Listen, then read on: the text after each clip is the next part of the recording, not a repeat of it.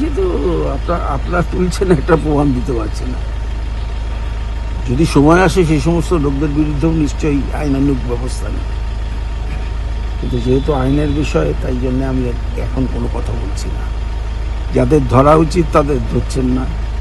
একটা স্বয়ংশাসিত সংস্থায় যদি কোথাও অনিয়ম হয়ে থাকে নিশ্চয়ই তার শুদ্ধিকরণ দরকার। কিন্তু মন্ত্রীকে যেভাবে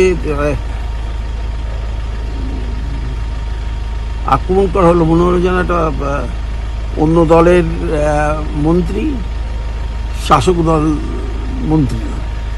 এই যে এরকম একটা ভাব, 21 পর্যন্ত তো কেউ কিছু করেনি।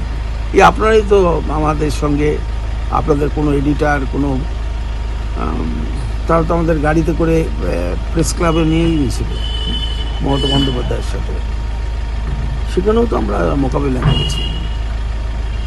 দেখুন, সমস্যা থাকবে।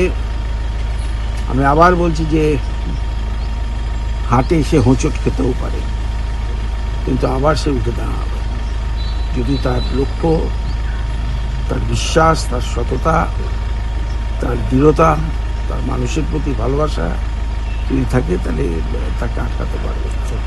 আপনারা এত দুর্নীতি করছেন, যাদের বসাচ্ছেন তারা কি নিজেরা দুর্নীতিমুক্ত?